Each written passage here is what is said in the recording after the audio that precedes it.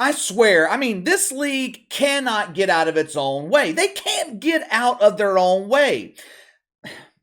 The next 8 weeks, they are the most important weeks of the year in the NBA. It is the only 8 weeks where the primary focus is on what's happening on the court instead of what's happening off the court. At least, that's how it's supposed to be. The NBA, they generate plenty of headlines throughout the regular season, but those headlines, they are rarely about anything basketball related. What have been the biggest headlines throughout the NBA this regular season? Kyrie Irving being accused of mythical racism, Zion Williamson and his affinity for the Big Mac, star players missing regular season games in bulk, Mark Cuban purposely tanking the Dallas Mavericks, Kendrick Perkins claiming the NBA is racially biased, claiming that the NBA tweaks the standards for the MVP award to make sure it goes to a white player. None of that has anything to do with basketball. All that is supposed to change, though, once we get into the playoffs. For the next 8 weeks, this is the time for the NBA to shine. This is the time for the league to showcase its biggest stars. This is the time when stars actually compete at a high level. This is the NBA's opportunity to recapture the attention of the millions of casual fans who have abandoned the league over the last couple of years. If you look at the opening weekend of the NBA playoffs on paper, you would think it was a great weekend for the NBA. 3 of the games were tightly contested. The Heat pulled off a huge upset win on the road against the Bucks. Ja Morant is probably out for the rest of the series against the Lakers, which is great news for Adam Silver. He won't need to issue a directive to NBA officials demanding they make sure his butt buddy LeBron James makes it to the second round of the playoffs. My king always comes to bed happier after a playoff win. The mainstream media, they are not focusing on anything that happened on the court. Unless you watched the game yourself, I doubt you even knew that Miami pulled off the upset in Milwaukee. Reason being, the mainstream media, they are focusing on the important stuff, the stuff that really matters. There was a serious violation of the woke commandments in Sacramento this past weekend. We were also given yet another example of the NBA being at war with its own fan base. In other words, same league, different day. Now, if you didn't grow up listening to rap music, I doubt you have ever heard of E-40. There are some rappers who cross over into the mainstream. 50 Cent, T.I., Jay-Z, Lil Wayne, Drake. E-40 not one of those guys. I have never been a fan of his music. I never liked the Bay Area sound. Now, I wouldn't necessarily call E-40 an underground rapper, but at the same time, he's never really crossed over into the mainstream.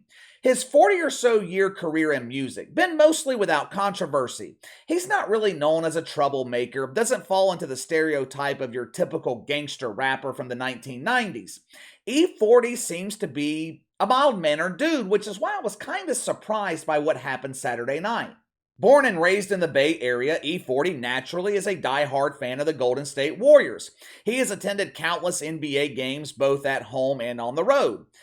To my knowledge, he's never had a problem. There's never been an incident until Saturday night. Now, during the fourth quarter, E-40 was involved in a verbal altercation with fans of the Sacramento Kings. Looked to me to be a couple, maybe husband and wife, boyfriend and girlfriend. Hell, with this being California, it is entirely possible that this couple chooses to identify as non-binary stormtroopers and they tag team the lightsaber. Apparently, there was a verbal back and forth between E-40 and this couple throughout the entire game. It was brought to the attention of security. They decided to intervene. Instead of removing their own fans from the arena, they decided to stick the boot directly up the ass of E-40. Now, I'm about to play this clip, but I want you to pay close attention. Pay close attention to the race of the security guards. And I had to call this to your attention because race to us normal people is a non-factor, but it is important to the context of this story. Watch for yourself.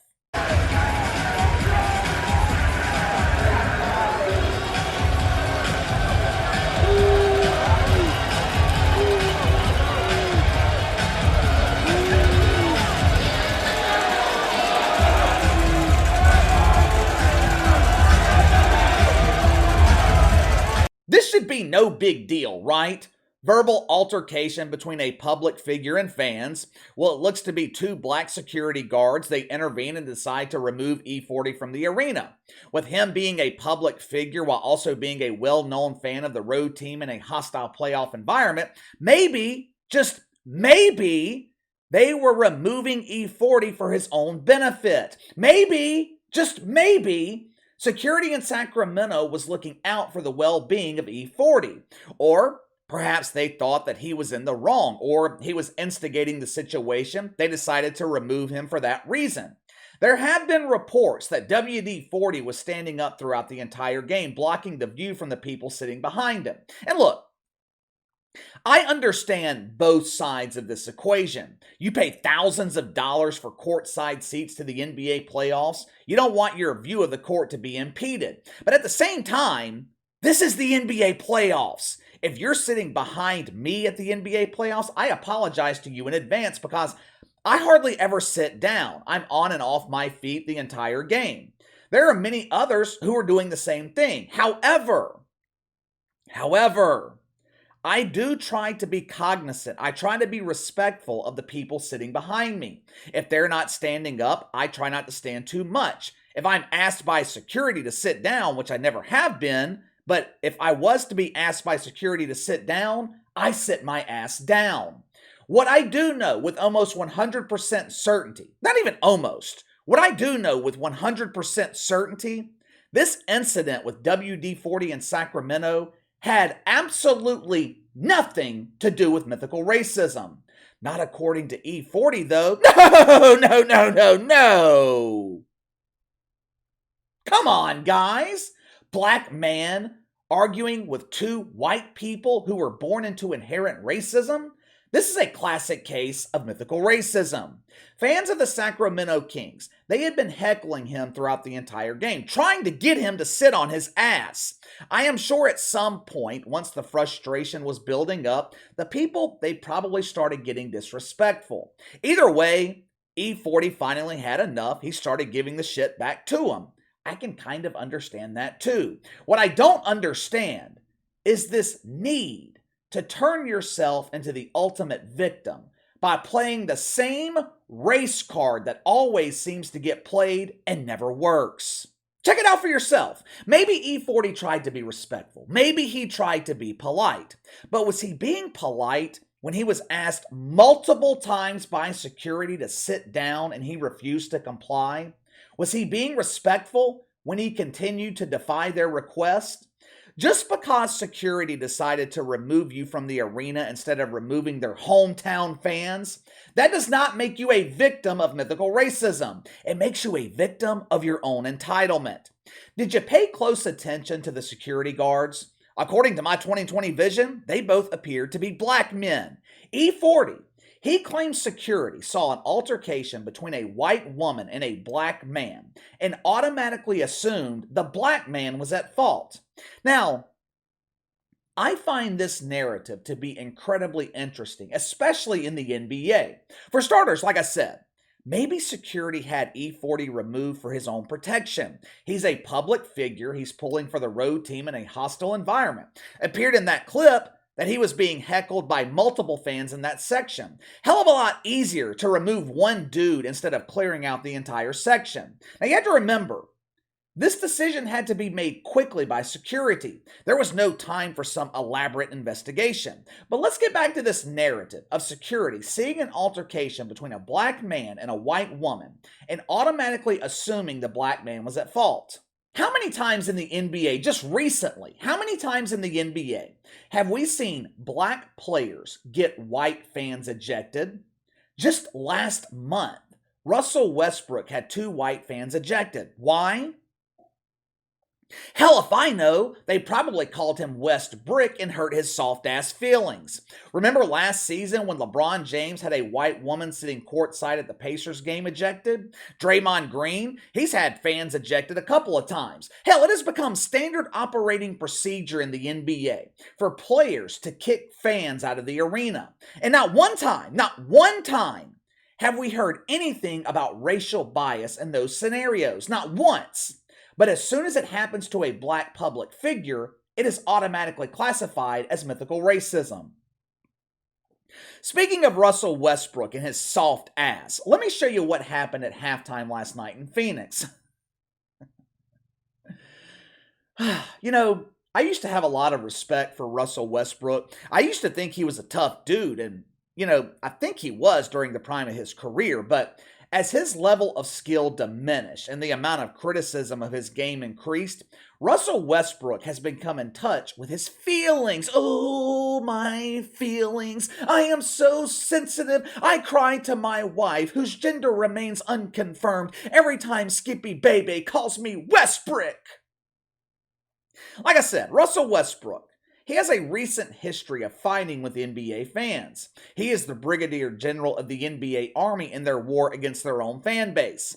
Last night, as he was making his way back to the court, there was a father and son sitting in the tunnel. Now this kid, he looked to be maybe 10, 12 years old. You gotta remember, just last year, NBA players were chastising fans in Boston for cursing at Draymond Green.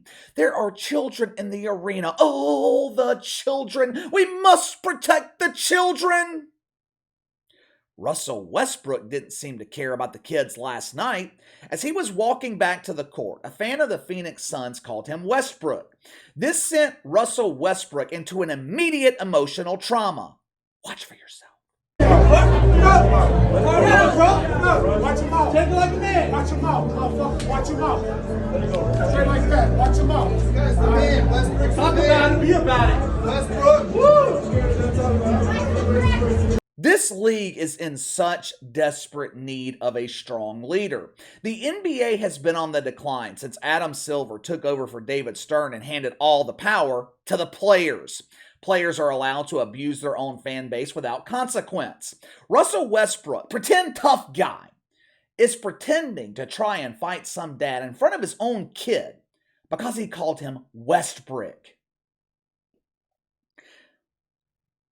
If you can't take that level of light criticism, you're in the wrong business. But give me your thoughts. Once again, NBA making headlines for all the wrong reasons. WD-40 accuses the Kings of mythical racism. Russell Westbrook, who once posted a picture of himself to Instagram wearing a dress, taps into his feminine emotions and explodes on a fan because he called him Westbrook. Do you think the NBA is actively at war with its own fan base? You let me know. Sound off in the comments below. Make sure to like and subscribe. Click the notification bell to receive all notifications from the channel. Best way to contact me is by email at btlkc84@gmail.com, KC_BTL84 on Twitter. I'll see you guys later.